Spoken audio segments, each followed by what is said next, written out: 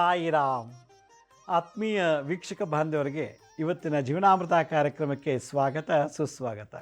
ವೀಕ್ಷಕರೇ, ಕಳೆದ ಭಾನುವಾರದಿಂದ ನಿನ್ನೆವರೆಗೂ ನಾನು ಸಂಗೀತದಲ್ಲಿ ಬರುವ ಸಪ್ತಸ್ವರಗಳು 7 ಸ್ವರಗಳಿಂದ ಮನುಷ್ಯನ ಶರೀರಕ್ಕಂಥ ನೋವು, ಊತ, ಉರಿ ಈ ಮೂರನ್ನು ಕ್ಲೀನ್ ಮಾಡ್ಬೋದು ಅಂತ. ನಮ್ಮ ಶರೀರದಲ್ಲಿ ಕೆಟ್ಟ ಆಲೋಚನೆಯಿಂದ ವಿಷ ಜಾಸ್ತಿ ಆಗುತ್ತೆ. ಕೆಟ್ಟ ಭಾವನೆಗಳಿಂದ ನಮ್ಮ ಬಾಡಿಯಲ್ಲಿ ಟಾಕ್ಸಿನ್ ಅಂದರೆ ವಿಷ. ಕೆಟ್ಟಾಗಿ ಯೋಚನೆ ಮಾಡಿದ್ರೆ ಬ್ರೈನಲ್ಲಿ ವಿಷ ಜಾಸ್ತಿ ಆಗ್ತದೆ. ಆಗ ಲಕ್ವ ಅಂತೆ, ಪಿಟ್ಸ್ ಅಂತೆ ಎಲ್ಲ ಬರ್ತದೆ. ಕೆಟ್ಟದನ್ನು ತಿಂದಾಗ ಬಾಡಿಲಿ ವಿಷ ಜಾಸ್ತಿ ಆಗುತ್ತೆ. ಕೆಟ್ಟದನ್ನು ಕುಡಿದಾಗ ಬಾಡಿಲಿ ವಿಷ ಜಾಸ್ತಿ ಆಗುತ್ತೆ. ನಾವು ದಿನನಿತ್ಯ ಹೇಗೆ ಸ್ನಾನ ಮಾಡ್ತೀವೋ ಹಾಗೆ ನಿತ್ಯವೂ ನಾವು ಬ್ರೈನನ್ನು ಕ್ಲೀನ್ ಮಾಡಬೇಕು, ದೇಹನ ಕ್ಲೀನ್ ಮಾಡಬೇಕು. ಆಗ ಮನುಷ್ಯನಿಗೆ ಆಯುಷ್ಯ, ಆರೋಗ್ಯ ಸಿಗುತ್ತೆ. ಇದನ್ನು ಪ್ರಕೃತಿನಲ್ಲಿರತಕ್ಕಂಥ ಪ್ರಾಣಿಗಳ ಧ್ವನಿಯಿಂದ ಸಪ್ತಸ್ವರಗಳು ಸೃಷ್ಟಿಯಾಯಿತು ಅನ್ನೋದೇ ಈ ಸ್ವರ ಸಂಹಿತೆಯಲ್ಲಿ. ಪಶು ಪಕ್ಷಿಗಳಿಂದ ಬರೋ ಧ್ವನಿ ಆ ಪ್ರಕೃತಿನಲ್ಲಿ ಆ ಧ್ವನಿ ಮಿಲನ ಆದಾಗ, ಆ ಧ್ವನಿ ತರಂಗಗಳು ನಾವು ಅದನ್ನು ಅಳವಡಿಸ್ಕೊಂಡಾಗ ದೇಹದಲ್ಲಿರೋ ಟಾಕ್ಸಿನ್ನು, ಅದೇ ವಿಷ, ಬ್ರೈನಲ್ಲಿರತಕ್ಕಂಥ ವಿಷ, ಟಾಕ್ಸಿನು ಎಲ್ಲ ಡಿಟಾಕ್ಸಿಫಿಕೇಷನ್ ಮಾಡ್ಬೋದು ಅನ್ನೋದನ್ನು ಸಪ್ತಸ್ವರಗಳಿಂದ ಹೇಗೆ ಮಾಡ್ಬೋದು ಅಂತ ಸ ರಿ ಗ ಮ ಪ ಅಲ್ಲಿವರೆಗೆ ಹೇಳಿದ್ದೆ. ಇವಾಗ ದ ಅಂದರೆ ದೈವತಾ ಅಂಥೇಳಿ. ದ ಅನ್ನೋ ಅಕ್ಷರ, ಆ ಒಂದು ಸ್ವರ ಮನುಷ್ಯನ ಮೇಲೆ ಯಾವ ರೀತಿ ಪರಿಣಾಮ ಬೀರುತ್ತೆ ಅಂತಂದರೆ, 2 ಉಬ್ಬುಗಳ ಮಧ್ಯದಲ್ಲಿ ಒಂದು ಚಕ್ರ ಇದೆ. ಅದಕ್ಕೆ ಆಜ್ಞಾಚಕ್ರ ಅಂತಾರೆ. ಅದಕ್ಕೆ 3ನೇ ಕಣ್ಣು ಅಂತ ಹೇಳ್ತಾರೆ, ಥರ್ಡ್ ಐ ಅಂತ ಹೇಳ್ತಾರೆ. ಈ 2 ಉಬ್ಬುಗಳ ಮಧ್ಯೆ ಇರೋ ಒಂದು ಚಕ್ರಕ್ಕೆ ಆಜ್ಞಾಚಕ್ರ ಅಂತ. ಅದನ್ನು ಅಲ್ಲಿ ದ ಅನ್ನೋ ಒಂದು ಅಕ್ಷರದ ವೈಬ್ರೇಷನ್ ಇರ್ತದೆ. ಆ ಚಕ್ರದಲ್ಲಿ ಓಂಕಾರ ಇರುತ್ತದಂತೆ. ಓಂಕಾರದಲ್ಲಿ ನಾದ ನೋಡಿ, ಬೆನ್ಮೂಳಿನಲ್ಲಿ 5 ಚಕ್ರಗಳಿದೆ. ಇನ್ನು 3 ಚಕ್ರ ಇಲ್ಲಿ, ಮತ್ತು ಹಣೆ ಮತ್ತು ತಲೆ ಮೇಲೆ 3 ಚಕ್ರ ಇದೆಯಂತೆ. 4 ಚಕ್ರ ಬೆನ್ಮೂಳಲ್ಲಿದ್ದರೆ ಇನ್ನು 3 ಚಕ್ರ ಬ್ರೈನಲ್ಲಿ. ಅದಕ್ಕೆ ಸೆಂಟ್ರಲ್ ನರ್ವ್ ಸಿಸ್ಟಮ್ ಅಂತಾರೆ. ಬೆನ್ಮೂಳೆ ಪ್ಲಸ್ ಬ್ರೈನು ಎರಡೂ ಸೇರಿದಾಗ central nerve system, central nerve CNS ಅಂತಾರೆ, ಸೆಂಟ್ರಲ್ ನರ್ವ್ ಸಿಸ್ಟಮ್ ಅಂತ. ಇಲ್ಲಿ ಆಜ್ಞಾ 2 ಉಬ್ಬುಗಳ ಮಧ್ಯದಲ್ಲಿ ನಮಗೆ ಆಗುವವುಗಳ ಬಗ್ಗೆ ಚಿಂತನೆ ಮಾಡ್ತೀವಿ. ಕೆಟ್ಟ ಭಾವನೆಗಳು, ಕೆಟ್ಟ ನಡವಳಿಕೆಗಳು, ಕೆಟ್ಟ ಸಂಸ್ಕಾರ ಬರೋದು ಇಲ್ಲೇ ಪೂರ್ಣ ಕರ್ಮದ ಆಧಾರದ ಮೇಲೆ. ಅದಕ್ಕೆ ದೈವತಾ ಶಕ್ತಿಯನ್ನು ತುಂಬೋಕ್ಕೆ ದ ಅನ್ನೋ ಅಕ್ಷರ ಬಂತು. ಅದಕ್ಕೆ ದೈವ ಅಂತ ಬಂತು. ಅದಕ್ಕೆ ಇಲ್ಲಿ 3 ವೆರೈಟಿ ದ ಇದೆ. ಶುದ್ಧ ದೈವತ, ಚತುಶ್ರುತಿ ದೈವತ, ಷಶ್ರುತಿ ದೈವತ ಅಂಥೇಳಿ ಈ 3 ವೇರಿಯೇಷನ್ ದಾನಲ್ಲಿದೆ. ಇಚ್ಛಾಶಕ್ತಿ, ಕ್ರಿಯಾಶಕ್ತಿ, ಜ್ಞಾನಶಕ್ತಿ. ಶುದ್ಧ ದೈವತ ಇಚ್ಛಾಶಕ್ತಿ, ಚತುಶ್ರುತಿ ದೈವತ, ಷಶ್ರುತಿ ದೈವತ. ಇಚ್ಛಾಶಕ್ತಿ, ಕ್ರಿಯಾಶಕ್ತಿ, ಜ್ಞಾನಶಕ್ತಿಗೆ 3 ವೈಬ್ರೇಷನ್. ಅದರಿಂದ 2 ಉಬ್ಬುಗಳ ಮಧ್ಯೆ ನಾವು ದ ದ ದ ಅಂತ 3 ವೆರೈಟಿ ದ ದ ದ ಸ ರಿ ಗ ಮ ಪ ದ ದ ದ ಅಂತ ನಾವು ಹೇಳ್ತೀವಿ. ದೈವತ, ಶುದ್ಧ ದೈವತ, ಚತುಶ್ರುತಿ ದೈವತ, ಷಶ್ರುತಿ ದೈವತ. ಷಟ್ ಅಂದರೆ 6, ಚತುರ್ ಅಂದರೆ 4. ಈ 4 ಮಾತುಗಳ ಕಾಲ ಎಳೆಯುವಂಥದ್ದು. ಇವು 3 ಅಕ್ಷರಗಳ ವೇರಿಯೇಷನಲ್ಲಿ, 3 ಸ್ವರಗಳ ವೇರಿಯೇಷನಲ್ಲಿ ನಮಗೆ ಆ ಇಚ್ಛಾಶಕ್ತಿ, ಕ್ರಿಯಾಶಕ್ತಿ, ಜ್ಞಾನಶಕ್ತಿ ಕ್ಲೀನಾಗಿ ಇಂಟ್ಯೂಷನ್ ಅಂದರೆ ನಮಗೆ ಎಲ್ಲ ಗೊತ್ತಾಗತ್ತಂತೆ. ತ್ರಿಕಾಲ ಜ್ಞಾನ ಪ್ರಾಪ್ತಿ ಆಗ್ತದಂತೆ ಆಜ್ಞಾಚಕ್ರದಿಂದ. ಇದಕ್ಕೆ ಆದಿಪುರುಷ ಒಬ್ಬ ಸಪ್ತರ್ಷಿಗಳು ಒಬ್ಬರಿದ್ದಾರೆ, ಅವ್ರನ್ನ ಇದಕ್ಕೆ ಕನೆಕ್ಟ್ ಮಾಡಿದ್ದಾರೆ. ಕಶ್ಯಪ ಮುನಿಗಳು ಈ ಆಜ್ಞಾಚಕ್ರಕ್ಕೆ ಸಪ್ತ ಋಷಿ. ಈ ಜಾಗಕ್ಕೆ ಶುಕ್ರಗ್ರಹ ಆಜ್ಞಾಚಕ್ರಕ್ಕೆ ಅಂದರೆ ದಾನ ಅಕ್ಷರಕ್ಕೆ ಶುಕ್ರಗ್ರಹ, ಕಶ್ಯಪ ಮುನಿ. ಮತ್ತು ಇದು ಈ ದಾನ ಪದ ಹೆಂಗೆ ಬಂತು ಅಂದರೆ ಕುದುರೆಯಿಂದ. ಕುದುರೆ ಉಸಿರಾಟದಲ್ಲಿ ದಾನ ಶಬ್ದ ಬರ್ತದಂತೆ. ಅದರಿಂದ ದಾನ ಅಕ್ಷರಕ್ಕೆ ಕುದುರೆ ಶಬ್ದ ಸೇರಿಸಿದ್ದಾರೆ. ಅದರಿಂದ ದ ದ ದ ಸ ರಿ ಗ ಮ ಪ ದ ನೀ ಸ ನೀ ದ ಪ ಮ ಗ ರೀ ಸ ರಿ ಗ ಮ ಪ ದ ನೀ ಸ ನೀ ದ ಪ ಮ ಗ ರಿ ಸ ಸ ರಿ ಗ ಮ ಪ ದ ni ಸ ni ದ ಪ ಮ ಗ ರಿ ಸ ದ ದ ದ ದ ದೈವತ. ಆ ದಾಗೆ ದೈವತ ಅಂತ ಹೆಸರು ಕೊಟ್ಟರು. ಅದಕ್ಕೆ ಋಷಿ ಯಾರು? ಕಶ್ಯಪ ಮುನಿ. ಗ್ರಹ ಯಾವುದು? ಶುಕ್ರ ಗ್ರಹ. ಈ ಶಬ್ದ ಎಲ್ಲಿಂದ ಬಂತು? ಕುದುರೆಯಿಂದ. ಅದು ಆಜ್ಞಾಚಕ್ರ. ಈ ತಲೆನೋವು, ತಲೆಭಾರ, ಇವೆಲ್ಲ ಕಣ್ಣೋವು, ಮೂಗು, ಕಿವಿ, ಬಾಯಿ ಎಲ್ಲವನ್ನು ಕಂಟ್ರೋಲ್ ಮಾಡುವಂಥ ಶಕ್ತಿ ದ ಅನ್ನೋ ಅಕ್ಷರಕ್ಕಿದೆ. ಆದ್ದರಿಂದ ಈ ದೈವತ ಸಂಗೀತದಲ್ಲಿ ಸಪ್ತಸ್ವರದಲ್ಲಿ 5ನೇ ಸ್ವರ ದ ಅಂತ. ಇಲ್ಲಿ ಷಡ್ಜ ಮುಂಚೆ ಇಲ್ಲಿ ನೋಡಿ, ಲಂ ವಂ ರಂ ಹ್ಯಂ ಹಂ. ಇಲ್ಲಿ ಕ್ಷಂ ಅನ್ನೋ ಪದ ಬಂತು. ಓಂಕಾರದಲ್ಲಿ ಒಂದು ಭಾಗ, ಅದು ಡಿಪಾರ್ಟ್ಮೆಂಟ್. ಇಲ್ಲಿ ಲಂ ವಂ ರಂ ಸಂ ಕ್ಷಂ ಓಂ ಅಂತ ಹೇಳಿ ನಾವು ಹೇಳ್ತೀವಿ ಅದನ್ನು. ಅದರಿಂದ ಇಲ್ಲಿ ದಾನೋ ಅಕ್ಷರದಲ್ಲಿ ಆ ನೋಟಲ್ಲಿ 3 ವೆರೈಟಿ ವೈಬ್ರೇಷನ್ಸ್ ಇದೆ.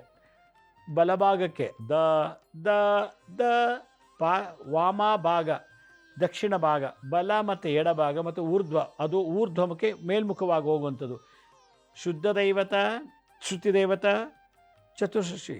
ಚತುರ್ ಅಂದರೆ 4, ಚಶ್ರುತಿ ದೈವತ, ಷಶ್ರುತಿ ದೈವತ. ಹೀಗೆ ಶ್ರುತಿ ಅಂದರೆ ಶಬ್ದದ ಒಂದು ಟ್ಯೂನು. ಇದನ್ನು ಚತುಶ್ರುತಿ, ಷಶ್ರುತಿ ಮತ್ತು ಶುದ್ಧವಾದದ್ದು ಶರೀರ ತಲೆ ಮೇಲಕ್ಕೆ ಹೋಗುತ್ತೆ. ಬಾಕಿದೆಲ್ಲ ಈ ಕಡೆ ಹುಬ್ಬು, ಕಣ್ಣು, ಈ ಭಾಗದ್ದು ಮೈಗ್ರೇನು, ತಲೆ ಹಿಡ್ತಾ, ತಲೆ ಬಡಿತಾ, ತಲೆನೋವು, ತಲೆ ಸಿಡಿಯೋದು, ತಲೆ ಒಳಗೆಲ್ಲ ಬೆಂಕಿ ಅರ್ಧಂಗೆ ಆಗೋದು, ಈ ಥರದ್ದೆಲ್ಲ ದೋಷಗಳನ್ನು ಈ the the the the the ಆ ದ ದ ಅಂತ ಹೇಳಬೇಕು. ಅದರಿಂದ ಈ ಆಜ್ಞಾಚಕ್ರದಲ್ಲಿ ಅಂದರೆ ಈ ಮಧ್ಯಭಾಗದಲ್ಲಿ ಎರಡು ಉಬ್ಬುಗಳ ಮಧ್ಯಭಾಗದಲ್ಲಿ ಇರುವಂಥ ಚಕ್ರಕ್ಕೆ ದಾನ ಶಕ್ತಿ ತುಂಬಿದಾಗ ಅವನಿಗೆ ಇಂಟ್ಯೂಷನ್ ಪವರ್ ಬರ್ತದೆ ಅಂತ ಹೇಳಿದ್ರು. ಈ ಇಂಟ್ಯೂಷನ್ ಅಂದರೆ ಏನು ಅಂದರೆ, ನಾಳೆ ಆಗೋದು ಗೊತ್ತಾಗತ್ತೆ, ಕಣ್ಣು ಮುಚ್ಚಿದಾಗೆ ಹಿಂದೆ ಏನು ನಡೆದಿತ್ತು ಅಂತ ತಿಳ್ಕೊಳ್ಳೋ ಶಕ್ತಿ ಬರ್ತದೆ. ಮತ್ತು ಇವಾಗೇನಾಗ್ತಿದೆ, ವರ್ತಮಾನ ಕಾಲ, ಭೂತಕಾಲ, ಭವಿಷ್ಯತ್ ಕಾಲ, ಶುದ್ಧ ದೈವತ, ಚತುಶ್ರುತಿ ದೇವತ, ಷಟ್ಶ್ರುತಿ ದೇವತ. ಷಟ್ಶ್ರುತಿ ಭವಿಷ್ಯತ್ ಕಾಲ, ಚತುರ್ಶ್ರುತಿ ಪ್ರೆಸೆಂಟ್ ಟೆನ್ಸ್, ಶುದ್ಧ ದೈವತ ಹಿಂದೆ ನಡೆದಂಥದ್ದನ್ನು ಹೇಳುತ್ತೆ. ಅಷ್ಟು ವಿಶೇಷವಾದದ್ದು ಶಬ್ದ ಈ ದಾನಲ್ಲಿದೆ. ಅದರಿಂದ ದೈವತ ಸ ರೇ ಗ ಮ ಪ ದ. ಆಮೇಲೆ ನೀ ಅಂದರೆ ನಿಷಾದ, ಮತ್ತು ಸಾ ಅಂದರೆ ಷಡ್ಜ. ನಾವು ಫಸ್ಟ್ ಭಾನುವಾರ ದಿನ ಎಪಿಸೋಡ್ ಇದೆ, ಷಡ್ಜ ಸ ಸ ಅನ್ನೋ ಅಕ್ಷರ. ಈಗ ನಾನು ಬರೀ ದೈವತೆ ಹೇಳ್ತೀನಿ. ಈ ಮೇಲಿನ ಷಡ್ಜ, ಕೆಳಗಿನ ಷಡ್ಜದೊಳಗೆ 6 ಅಕ್ಷರಗಳು ಭಗವಂತ ಅಳವಡಿಸಿದ್ದಾನೆ ಶಬ್ದದ ತಲೆಗಳು. ಆ ಅಲೆಗಳು, ಶಬ್ದದ ಅಲೆಗಳಿಂದ ಬಾಡಿ ಪೇಯ್ನು, ತಲೆ ಸುತ್ತೋದು, ಕಣ್ಮಂಜಾಗೋದು, ಆಮೇಲೆ ಇಲ್ಲೆಲ್ಲ ಈ ಜಾಗದಕ್ಕೆ ಈ ಪೇನಲ್ಲಿ ಈ ಕಡೆ ಪೇಯ್ನ್ ಬರುತ್ತೆ, ಅರ್ಧ ತಲೆನೋವು ಅಂತಾರೆ, ಮೈಗ್ರೇನ್ ಅಂತಾರೆ. ಕೂತಿದ್ದು ತಲೆ ಸುತ್ತಂಗಾಗತ್ತೆ, ನಿಂತಿದ್ದು ತಲೆ ಸುತ್ತಂಗಾಗುತ್ತೆ, ಕಣ್ಣು ಬಿಟ್ಟು ಸುತ್ತುತ್ತಾ ಇರ್ತದೆ, ಕಣ್ಣು ಮುಚ್ಚಿದ್ದು ಸುತ್ತುತ್ತಾ ಇರ್ತದೆ, ನಡೆಯುವಾಗ ಬ್ಯಾಲೆನ್ಸ್ ಇರೋದಿಲ್ಲ. The the the the the the. ಶುದ್ಧ ದೈವತ, ಚತುಶ್ರುತಿ ದೈವತ, ಷಟ್ಶ್ರುತಿ ದೈವತ.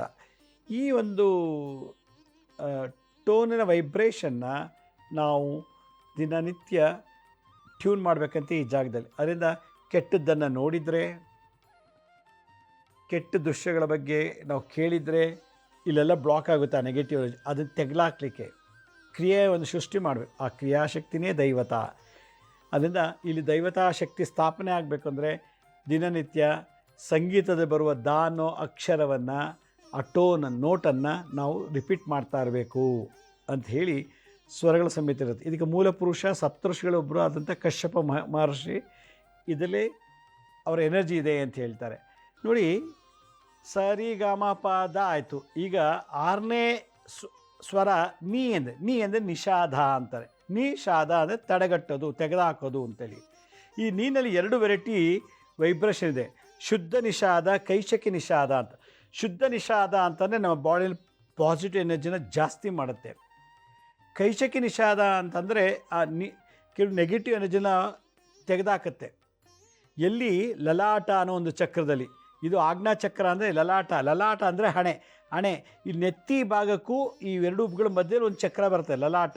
ಆ ಲಲಾಟ ಚಕ್ರದಲ್ಲಿ ಏನಪ್ಪ ಅಂತಂದರೆ, ಈ ಬ್ರೈನಿನ ನ್ಯೂರಾನ್ಸಲ್ಲಿ ಏನು ಏರುಪೇರಾದರೆ, ನ್ಯೂರಾನ್ಸಲ್ಲಿ ಅಯಾನಿಕ್ ಕರೆಂಟು ಕಮ್ಮಿ ಆದಾಗ, ಒಂದು ನ್ಯೂರಾನ್ಸ್ ಇನ್ನೊಂದು ನ್ಯೂರಾನ್ಸು ಟಚ್ ಆದಾಗ ಬರೋ ಶಕ್ತಿ ಕಮ್ಮಿ ಆದಾಗ, ಮತ್ತು ನಿದ್ದೆ ಮಾಡಿರಲ್ಲ, ಭಾಳಷ್ಟು ವೈಟ್ ಮ್ಯಾಟ್ರ್ ಫಾರ್ಮ್ ಆಗುತ್ತೆ, ಪಿಡ್ಸು, ಲಕ್ವಾ, ಆಮೇಲೆ ಡೆಮೆನ್ಷಿಯಾ, ಮೆಂಟಲ್ ಡಿಸಾರ್ಡರ್ಸ್ ಎಲ್ಲ ಬರೋದು ಈ ಲಲಾಟ ಚಕ್ರ. ಅಂದರೆ ಈ ಬ್ರೈನ್ನ ಅಂದರೆ ನೆತ್ತಿ ಕೆಳಗಡೆ ಒಂದು ಬ್ರೈನ್ ಒಳಗೆ ಒಂದು ಅಲೈನ್ಮೆಂಟ್ ಇದೆ. ಒಂದು ಆಜ್ಞಾ ಚಕ್ರ, third I, penal gland, pituitary gland. ಆದರೆ ಇಲ್ಲಿ ಲಲಾಟ ಚಕ್ರದಲ್ಲಿ ನೆತ್ತಿಗೂ ಮತ್ತು ಎರಡು ಉಬ್ಬುಗಳ ಮಧ್ಯೆ ಒಂದು ಚಕ್ರ ಇದೆ, ಆ ಚಕ್ರ ಲಲಾಟ ಚಕ್ರ ಅಂತೇಳಿ.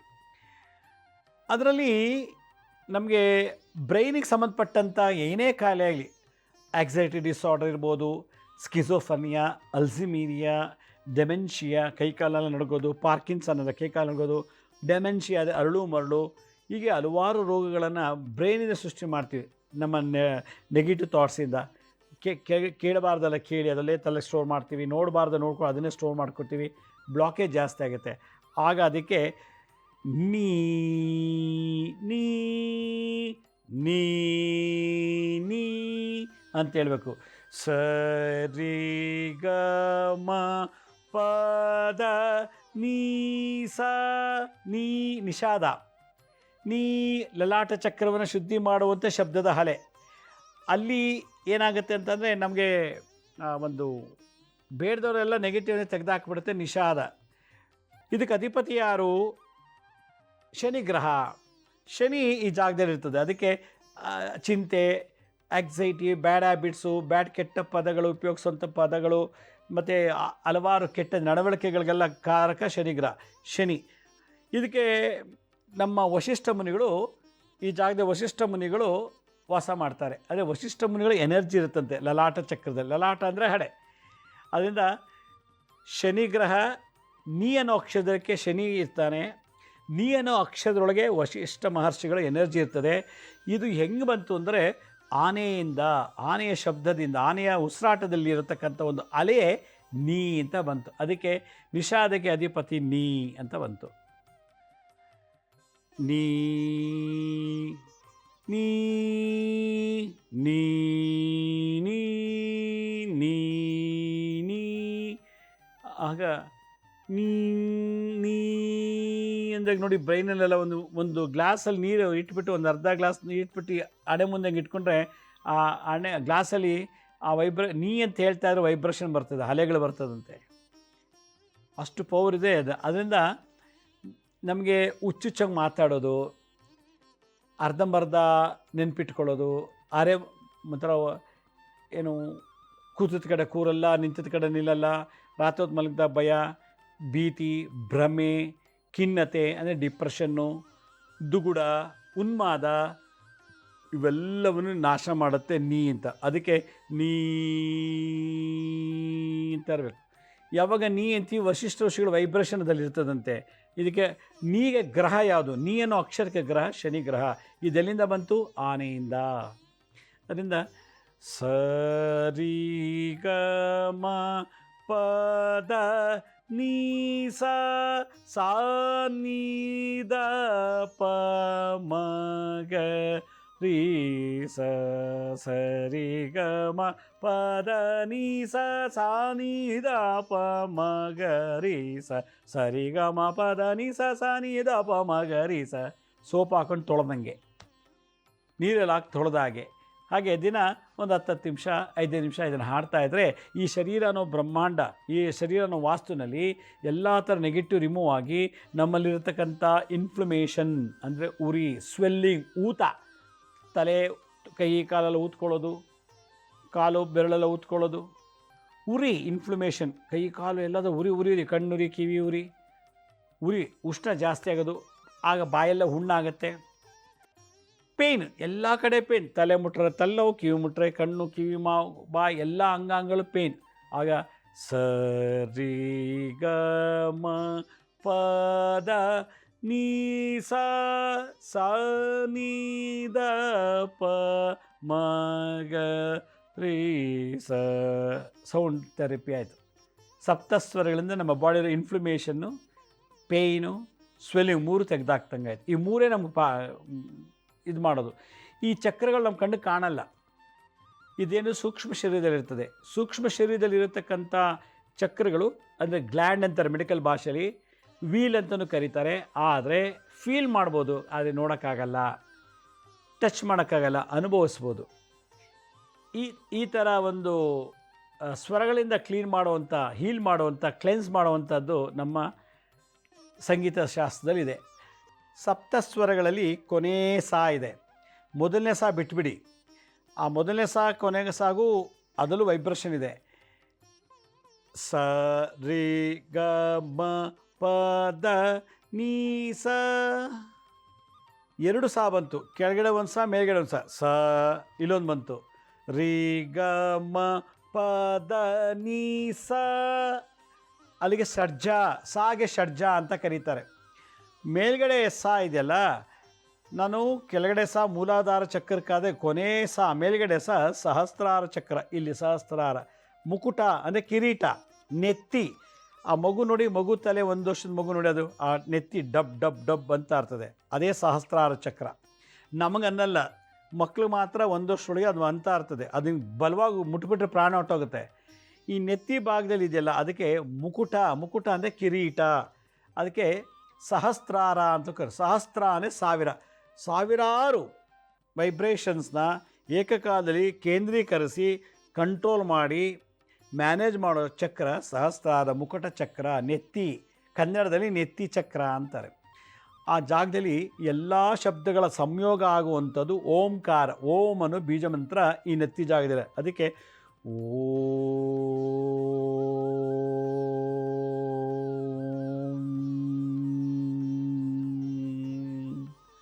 ಓಂ ಅನ್ನೋದು ಯೂನಿವರ್ಸಲ್ ಸೋಪು. ಇಡೀ ಜಗತ್ತಿನ ಎಲ್ಗೂ ಒಂದೇ ಸೋಪ್, ಮ್ಯಾನುಫ್ಯಾಕ್ಚರಿಂಗ್ ಒಂದೇ, ಇಂಗ್ರೀಡಿಯೆಂಟ್ಸ್. ಅಷ್ಟು ಪವರ್ಫುಲ್ ಮಂತ್ರ. ಯೂನಿವರ್ಸಲ್ ಎನರ್ಜಿ ಓಂಕಾರದಲ್ಲಿದೆ. ಅದೇ ಥರ ಶ ಅನ್ನೋ ಷಡ್ಜ. ಸ ರಿ ಗ ಮ ಪ ದ ನೀ ಸಾ. ಸಾ ಮೇಲ್ಗಡೆ ಸಾ, ಸಾ ಮೂಲಾಧಾರ ಸಾ ಅಲ್ಲ, ಸಹಸ್ರಾರ ಸಾ ಅಂತ ಕರಿಬೇಕು. ದಿನನಿತ್ಯ ಸಾ ಅಂತ ಒಂದು 5 ಸಲ ಹೇಳಿಬಿಟ್ರೆ ಎಲ್ಲ ಥರ ರೋಗಗಳು, ಎಲ್ಲ ಥರ ಕೆಟ್ಟ ಭಾವನೆಗಳು, ನಡವಳಿಕೆಗಳೆಲ್ಲ ಸುಟ್ಟು ಭಸ್ಮ ಆಗುತ್ತಂತೆ. ಆ ಓಂಕಾರಕ್ಕೆ ಅನದರ್ ಪರ್ಯಾಯ ಅಕ್ಷರ ಸ. ಸ ರಿ ಗ ಮ ಪ ದ ನೀ ಸಾ. ಸಾ ನೀ ದ ಪ ಮ ಸ. ಸ ರಿ ಗ ಮ ಪ ದ ನೀ ಸಾ. ಸಾ ನೀ ದ ಪ ಮ ಗ ರೀ ಸ. ಸಾ ಷಡ್ಜ. ಇದು ಹೇಗೆ ಓಂಕಾರದಲ್ಲಿ ಇದು ಒಂದು ಭಾಗ ಅಂತ ಆಯಿತು. ಇಲ್ಲಿ ಚಕ್ರಕ್ಕೆ ಅಕ್ಷರ ಸಾ. ಅದಕ್ಕೆ ಅಧಿಪತಿ ಅತ್ರಿ ಮುನಿಗಳು, ದತ್ತಾತ್ರೇಯರ ತಂದೆ, ಅನುಸೂಯಾದೇವಿಯ ಗಂಡ. ಈ ಜಾಗಕ್ಕೆ ಇದಕ್ಕೆ ಸಹಸ್ರಾರ ಚಕ್ರ ಅಂತಾರೆ. ಇದು ಹೆಂಗೆ ಬಂತು ಅಂದರೆ, ಮಯೂರ, ಪೀಕಾಕ್, ನವಿಲು. ಆ ನವಿಲಿನ ಒಂದು ಶಕ್ತಿ ಇಲ್ಲಿದೆ ಅಂತ. ಅದಕ್ಕೆ ಸಹಸ್ರಾರ ಕಣ್ಣುಗಳಿವೆ ಅಂತ. ಗರಿ ಕೆದರಿದಾಗ ಆ ಫೆದರ್ಸ್ ಬಿಚ್ಚಿದಾಗ ಆ ಒಂದೊಂದು ಫೆದರ್ನಲ್ಲಿ ಕಣ್ಣುಗಳಿವೆ. ಅದನ್ನು ಹೋಲಿಸಿದ್ದಾರೆ. ಅಲ್ಲಿಗೆ ಈ ಷಡ್ಜ ನವಿಲಿಗೆ ಸಮಾನ. ಸಾ ಅನ್ನೋದು ನವಿಲಿನ ಅಕ್ಷರದ ಬಂತು. ಇಲ್ಲಿಗೆ ಅತ್ರಿ ಮುನಿಗಳು. ಇಲ್ಲಿಗೆ ಮೂಲ ಗ್ರಹ ಯಾವುದಂದ್ರೆ ಸೂರ್ಯ. ಸೂರ್ಯ ಗ್ರಹ ನೆತ್ತಿಲಿರ್ತಾರೆ. ಸಾ ಅನ್ನಕ್ಕೆ ಗ್ರಹ ಯಾವುದು? ಸೂರ್ಯ. ಸಾಗೆ ಮುನಿ ಯಾರು? ಅತ್ರಿ ಮುನಿಗಳು. ಸಾಗೆ ಪ್ರಾಣಿ ಯಾವುದು? ಮಯೂರ. ಇದು ಮುಕುಟ ಚಕ್ರ, ನೆತ್ತಿ ಚಕ್ರ ಅಂತಾರೆ.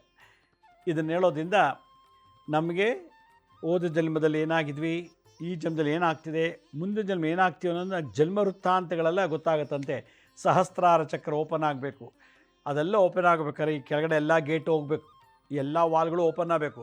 ಸ ರಿ ಗ ಮ ಪ ದ ನೀ ಸ ಸಾ ನೀ ದ ಪ ಮ ಗ ರೇ ಸ ಸ ರಿ ಗ ಮ ಪ ದ ನೀ ಸ ನೀ ಲಲಾಟ ಚಕ್ರ ಸ ನೆತ್ತಿ ಸರಿ ಗ ಮ ಪ ದ ನೀ ಸ ಸಾ ನೀ ದ ಪ ಮ ಗ ರೀ ಸ.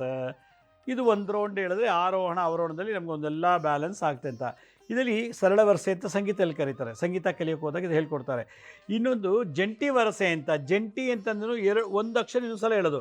ಸ ಸ ರೇ ರೇ ಗ ಗ ಮ ಮ ಪ ಪ ದ ದ ನೀ ನೀ ಸ ಸ ಸಾ ಸ ನೀ ನೀ ದ ದ ಪ ಪ ಮ ಮ ಗ ಗ ರೀ ರೀ ಸ ಸ ಸ ಸ ರೀ ರೀ ಗ ಗ ಮ ಮ ಪ ಪ ದ ದ ನೀ ನೀ ಸ ಸ ಸಾ ಸ ನೀ ನೀ ದ ದ ಪ ಪ ಮ ಮ ಗ ಗ ರೀ ರೀ ಸ ಸ. ಜಂಟಿ ವರ್ಷೆ. ಆಗ ಜಂಟಿ ವರ್ಷದಲ್ಲಿ ಪುರುಷ ಶಕ್ತಿ ಮತ್ತು ಸ್ತ್ರೀ ಶಕ್ತಿ ಎರಡೂ ಬ್ಯಾಲೆನ್ಸ್ ಮಾಡಿ ಇಮ್ಯುನಿ ಸಿಸ್ಟಮ್ನ ಜಾಸ್ತಿ ಮಾಡುತ್ತೆ. ಆಟೋ ಇಮ್ಯುನಿ ಸಿಸ್ಟಮ್ನ ಅಂದರೆ ರೋಗ ನಿರೋಧಕ ಶಕ್ತಿ ಜಾಸ್ತಿ ಮಾಡಿ ನಮ್ಮಲ್ಲಿ ರೋಗ ನಿರೋಧಕ ಶಕ್ತಿ ಸಾಯ್ತಿರ್ತವೆ ಹೊರಗಿನ ವೈರಸ್ಸಿಂದ ಬ್ಯಾಕ್ಟೀರಿಯಾ, ಅದನ್ನು ತಡೆಗಟ್ಟುತ್ತೆ ಈ ಜೋಡಿ ಅಕ್ಷರದಿಂದ ಹೇಳೋದ್ರಿಂದ.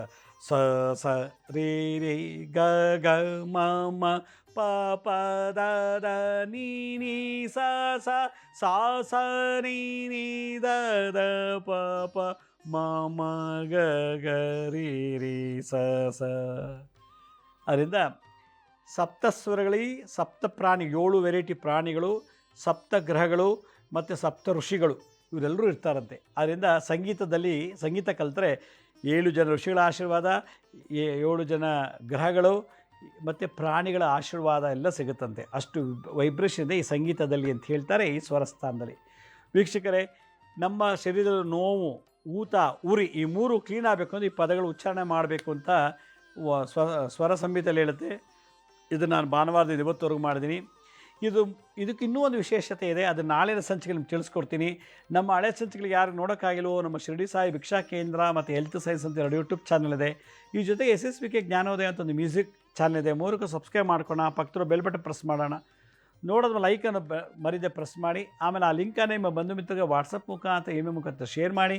ಗುರುಜಿ ಲಕ್ಷ್ಮೀ ಶ್ರೀನಿವಾಸ್ ಅಂತ ಫೇಸ್ಬುಕ್ಕು, ಇನ್ಸ್ಟಾಗ್ರಾಮು, ಟ್ವಿಟ್ಟರ್ನಲ್ಲಿ ಕೂಡ ಮತ್ತು ಲಿಂಕ್ಡ್ಇನ್ ಕೂಡ ಅಪ್ಲೋಡ್ ಮಾಡ್ತಿರ್ತೀವಿ. ಅಪಾಯಿಂಟ್ಮೆಂಟ್ಸ್ ಬೇಕಿದ್ದವ್ರಿಗೆ www.lakshmisrinivas.in ಅಂತ ನೀವೇ ಲಾಗಿನ್ ಆಗಿ ಯಾವ ಡೇಟು ಯಾವ ಟೈಮ್ಗೆ ನೀವೇ ಬುಕ್ ಮಾಡ್ಕೋಬೋದು ಅಂತ ಹೇಳ್ತಾ, ಇವತ್ತಿನ ಈ ಸ್ವರಗಳಿಂದ ಬಾಡಿಲಿರ್ತಕ್ಕಂಥ ಎಲ್ಲ ಥರ ರೋಗಗಳನ್ನು ನಿವಾರಣೆ ಮಾಡಿ ಮನಸ್ಸಿಗೆ, ದೇಹಕ್ಕೆ, ಆತ್ಮಕ್ಕೆ ಶಾಂತಿ, ವರ್ಚಸ್ಸು, ತೇಜಸ್ಸು, ಓಜಸ್ಸನ್ನು ಕೊಡೋದೇಗೆ ಸ್ವರಗಳಿಂದ, ಸ್ವರಶಕ್ತಿಯಿಂದ ಹೀಲಿಂಗ್ ಮಾಡೋದು. ಇದೇ ಮ್ಯೂಸಿಕ್ ವಾಸ್ತು ಅಂತಾರೆ. ಯಾರು ಮನೆ ಸಂಗೀತ ಆಡ್ತಾರೋ ವಾಸ್ತು ದೋಷ ಹೋಗುತ್ತೆ. ಯಾರು ಸಂಗೀತ ಅಭ್ಯಾಸ ಮಾಡ್ತಾರೋ ಈ ಬ್ರಹ್ಮಾಂಡ, ಈ ಒಂದು ವಾಸ್ತು ಎಲ್ಲ ದೋಷ ನಿವಾರಣೆ ಆಗುತ್ತೆ. ಇದೇ ವಾಸ್ತು, ಮ್ಯೂಸಿಕಲ್ ವಾಸ್ತು ಅಂತ ಹೇಳ್ತಾರೆ. ವೀಕ್ಷಕರೇ, ನಾಳಿನ ಸಂಚಿಕೆಯಲ್ಲಿ ನಿಮ್ಮನ್ನು ಭೇಟಿ ಮಾಡ್ತೀನಿ. ಅಲ್ಲಿವರೆಗೂ ನನ್ನ ನಮಸ್ಕಾರ. ಸಾಯಿರಾಮ್.